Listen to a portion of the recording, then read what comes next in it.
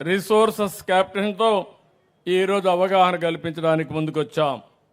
వ్యర్థాల నిర్వహణ, ప్రజల భాగస్వామ్యం పెంచడం, నీటి ద్వారా సంక్రమించే వ్యాధులను తగ్గించడం, పర్యావరణం ప్రజారోగ్యానికి ప్రాధాన్యత ఇవ్వడం, మాన్యువల్ స్కావెంజింగ్ నిర్మూలన చేయడం, ఇలాంటి అనేక లక్ష్యాలు పెట్టుకుని మొట్టమొదటిసారిగా చెత్త అంతా తీసుకొస్తే పొడి చెత్త అదే మరి తడి చెత్త వేరువేరుగా చేసి ఒక మెషిన్ కూడా తీసుకొచ్చాం.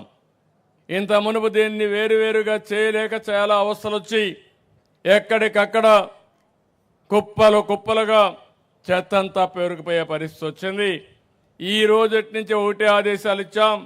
కందుకూరులో ఆ మెషిన్ పనిచేస్తుంది.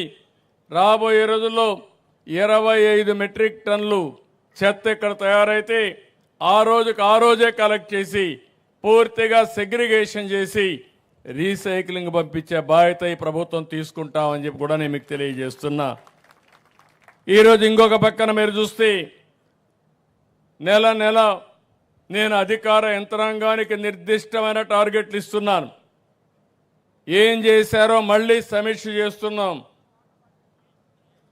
5 సంవత్సరాలుగా చాలా వరకు నిర్లక్ష్యం జరిగితే ఆ నిర్లక్ష్యాన్ని తొలగించి వేగాన్ని పెంచే పరిస్థితి తీసుకొచ్చాం. 48 కోట్లతో 40,000 వ్యక్తిగత మరుగుదొడ్లు పోయిన నెలకు ఈ నెలకు నిర్మాణం చేశాం.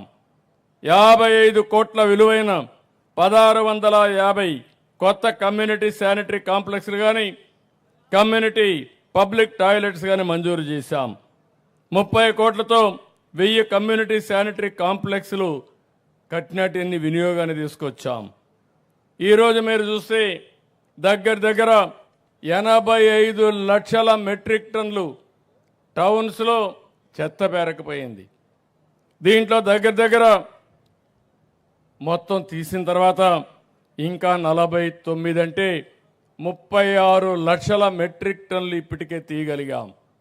నారాయణ గారికి ఒకటే టార్గెట్ ఇచ్చాను. ఎట్టి పరిస్థితుల్లో అక్టోబర్ 2వ తారీఖున ఈ సంవత్సరం గాంధీ జయంతి రోజున 100% ఏ టౌన్లో కూడా చెత్త లేకుండా లెగసీ చెత్త తీసే బాధ్యత మున్సిపల్ అడ్మినిస్ట్రేషన్కి అప్పచెప్పాను.